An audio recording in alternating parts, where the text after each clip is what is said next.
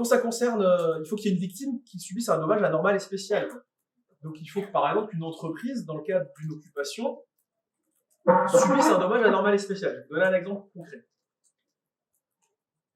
Eh bien, ce cadre-là, la requiteas, finalement, s'applique, la jurisprudence quiteas s'applique à ces cas de figure. Où il est normal, pour qu'il n'y ait pas un bain de sang, que l'administration n'agisse pas, on ne voit pas la police. Néanmoins, il y a des gens qui sont victimes de ces occupations, etc. D'accord ?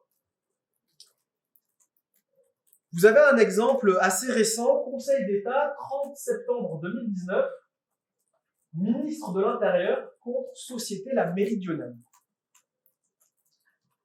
Ministre de l'Intérieur contre Société La Méridionale.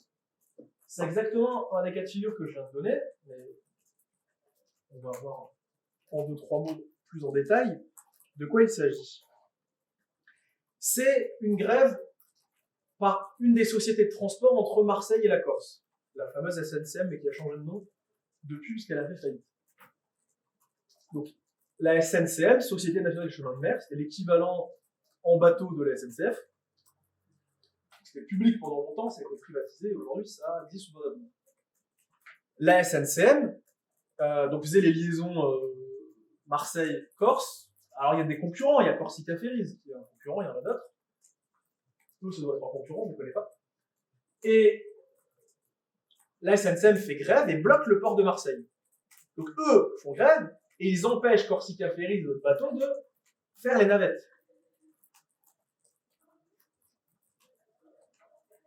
Le préfet décide de ne pas faire, enfin le ministre de l'Intérieur via le préfet, décide de ne pas intervenir. Parce que s'ils envoient les CRS, ça va partir vraiment en pugilat et il y aura des blessés, il y aura des choses détruites, des bateaux coulés, j'en sais rien, qu'ils craignaient, mais ça va être encore plus grave que ça ne l'est. Donc choix de ne pas intervenir, qui n'est pas une faute en soi, c'est juste un bilan coût-avantage qui est fait par le préfet. Eh bien les concurrents qui sont bloqués, qui donc ne gagnent pas d'argent puisque leur bateau ne circule pas, ils subissent bien un dommage anormal et spécial. Donc ils ont pu être indemnisés. Voilà le type de cas concret qui peut se poser à partir de cette jurisprudence quiteas. Ça, c'est pour les décisions individuelles.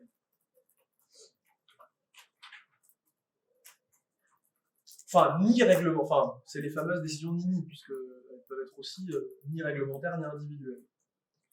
Mais souvent, c'est des décisions individuelles. L'autre cas de figure, c'est les actes réglementaires.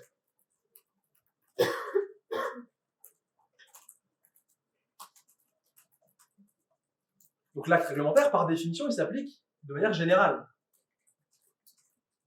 Eh bien, il peut arriver que cet acte qui s'applique de manière générale cause un dommage anormal et spécial à un individu, une entreprise.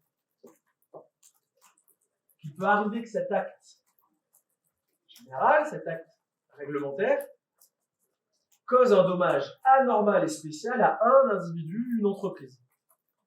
Évidemment, si toutes les entreprises sont touchées, c'est plus anormal, enfin ça peut être anormal, mais c'est plus spécial.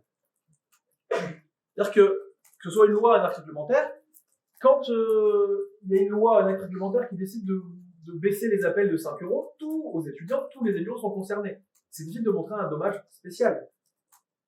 C'est pour ça que c'est des cas assez rares.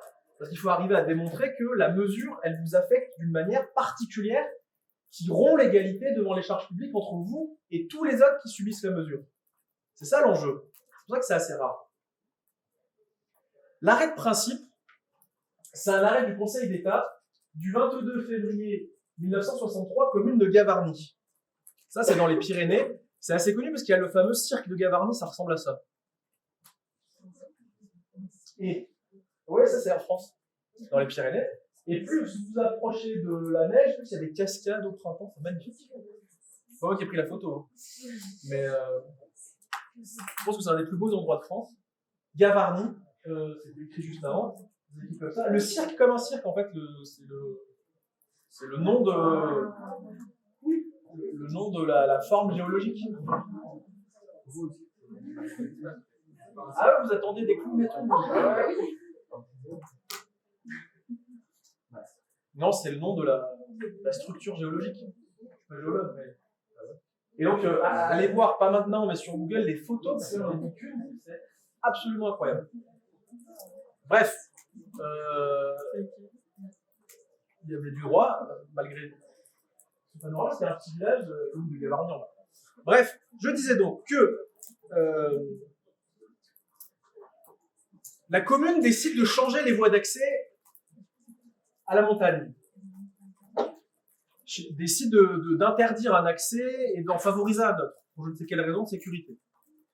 Il se trouve qu'il y a un petit commerce qui vend des cartes postales, sans doute des castors en peluche, comme pour tous les endroits où il y a des montagnes, et des bâtons de rando, je ne sais quoi. Et ce petit commerce qui est sur le chemin pour aller à la montagne, il se retrouve sur le chemin pour aller nulle part, puisqu'il n'y a plus personne qui emprunte le chemin.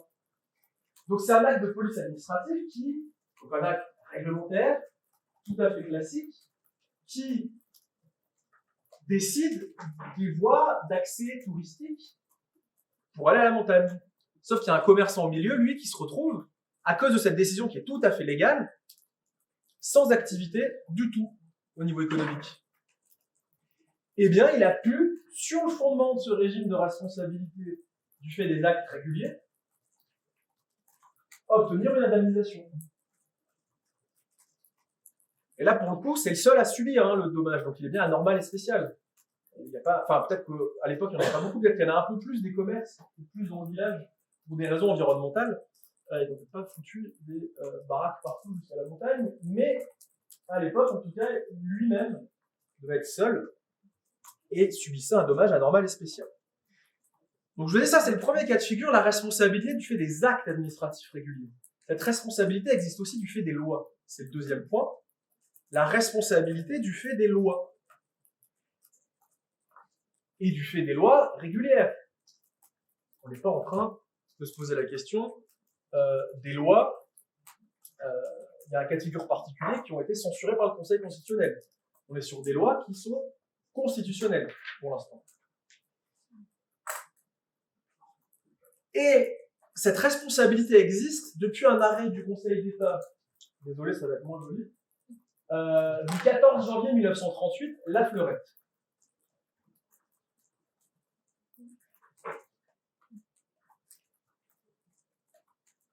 Alors, c'est une loi qui interdit aux gens qui font des produits laitiers de mettre autre chose que du lait dans leurs produits.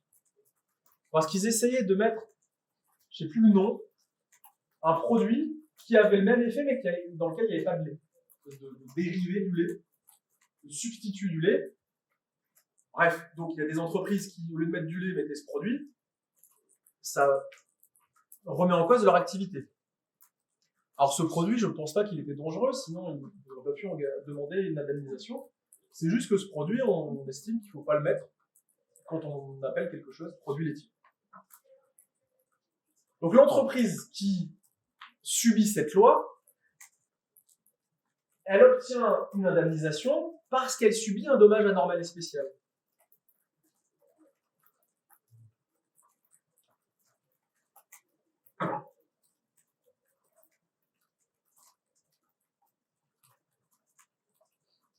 Évidemment, puisqu'il est question de la loi, c'est extrêmement délicat de dire que le législateur a commis une faute, puisqu'il est souverain.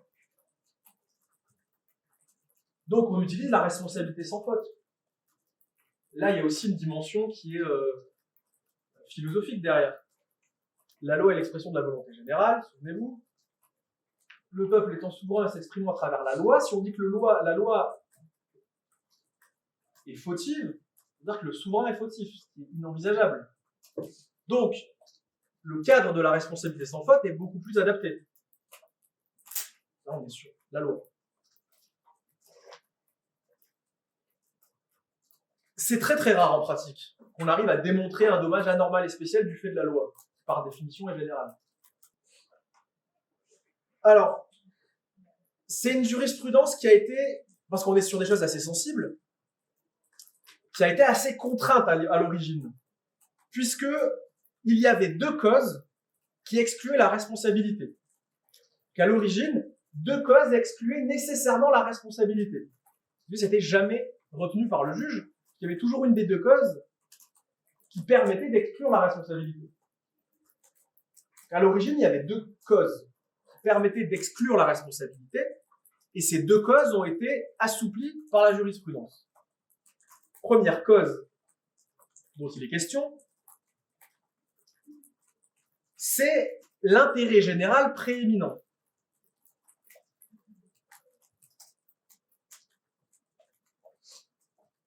L'idée selon laquelle, puisqu'il y a intérêt général de la loi, s'il est prééminent, il n'y a pas d'indemnisation. Ce qui permettait de jamais indemniser en réalité, puisqu'il y a toujours un intérêt général prééminent qui est attaché à la loi. Donc cette cause qui permettait pratiquement à chaque fois d'écarter la responsabilité a été largement assouplie, si ce n'est remise en cause, par la jurisprudence du Conseil d'État du 30 juillet 2003, Association pour le développement de l'aquaculture en région centre. C'est très précis.